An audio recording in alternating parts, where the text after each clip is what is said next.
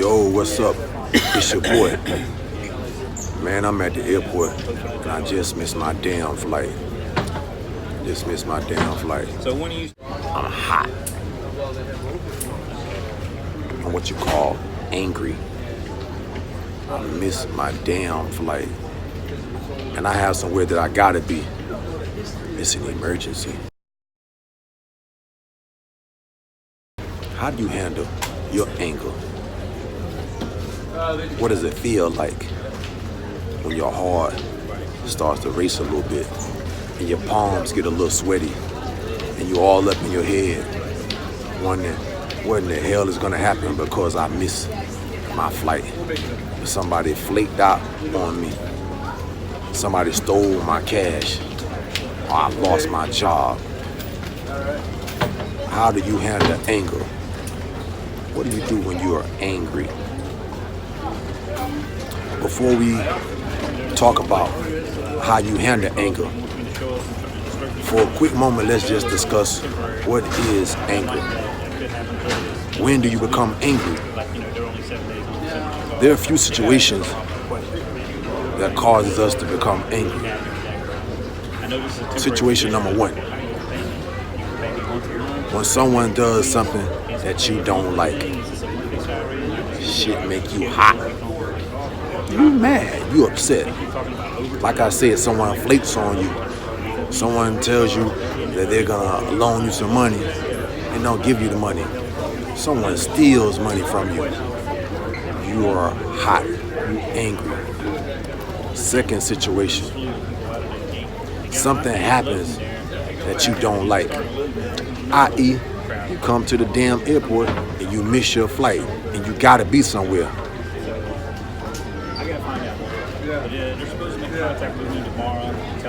Third situation,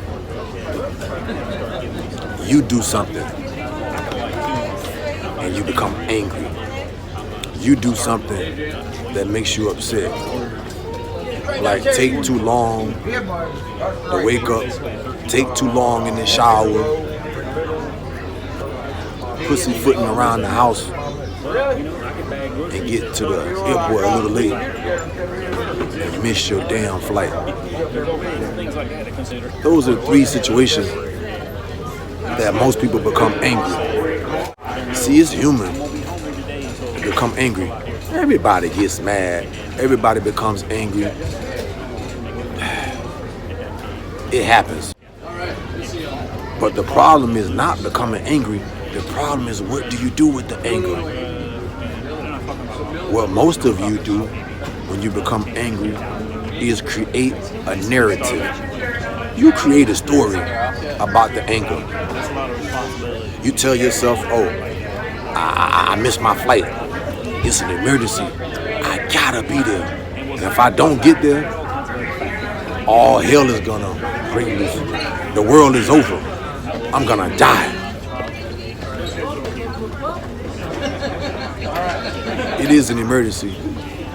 I feel like all hell is kind of broken loose, but I'm not gonna die. I've had things happen in the past that didn't go my way. If I'm here on this video, I have not died, so I'll make it.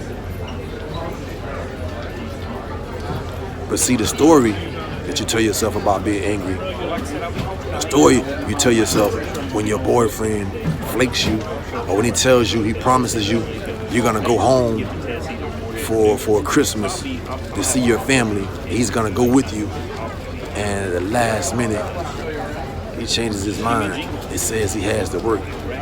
Baby, I'm sorry, but I gotta work. They told me I gotta work. You become angry, you hot, you mad. But the story you tell yourself is, he told me he would go home with me for Christmas to see my family. Since he's not going with me, he doesn't love me. He don't give a damn about me. He ain't worthy of me. I don't even know why I got engaged to him. Why did I say I do when he asked me to marry me if he don't love me? That's the story you tell yourself. That's the narrative you tell yourself. Now this happened in December. when he told you he was not gonna be able to go to your parents' house for the holidays. Now it's in June and you still mad. You still holding on to those ill feelings towards your boyfriend. Why? Why are you still mad 6 months later? You still mad because of the narrative. You still mad because of the damn story you told yourself about he ain't shit, he don't love you. If you really was important, he would go to hell with that job. He can take off some time. He got sick time. He can do whatever. So because that's the story, you're mad. You're upset. You're angry. But listen to this. What's a better alternative? Is it impossible for you to be a little more empathetic and put yourself in that situation?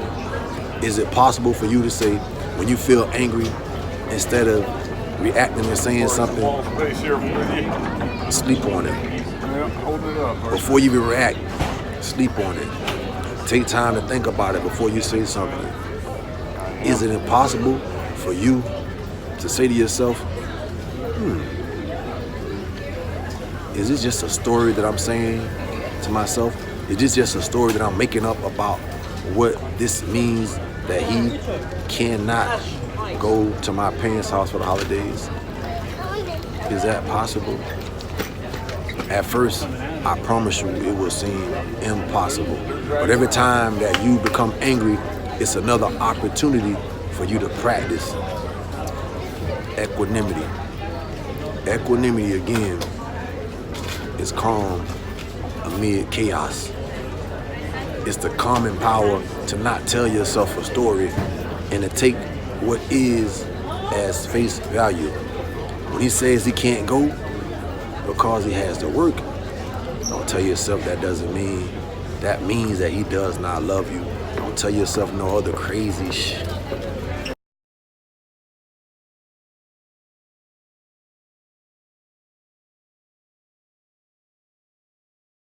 Do you really want your dude to lose his job or risk his job to go and visit your parents for the holidays because he said he would, because he promised he would?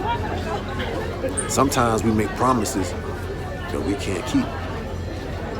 Unbeknownst to ourselves, sometimes we say things that we mean, but life deals us a different hand. Our life brings about a different circumstance. And conditions are a man's boss. Your conditions are your boss.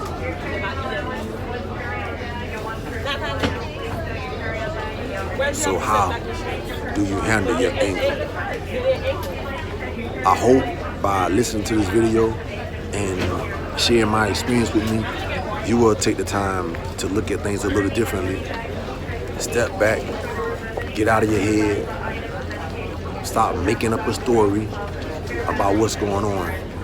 Because I am angry, I am upset, I am disappointed that I missed my flight. But the fact of the matter is, I just missed my flight, bro. I'm not gonna die.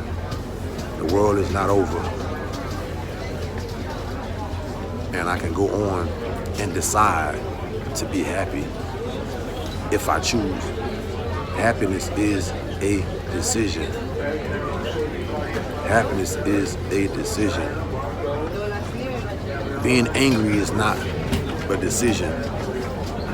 But telling your story about what that anger means and suffering because of that story is a decision. Choose wisely.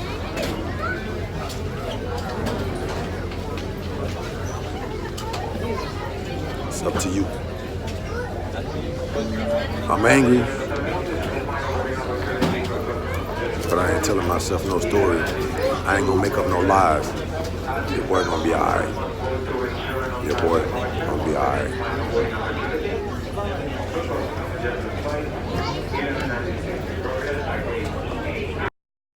You're not gonna believe what just happened.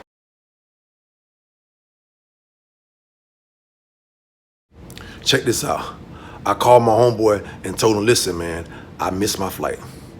The flight was delayed or whatever. So I said, listen, I booked another flight for 12:30.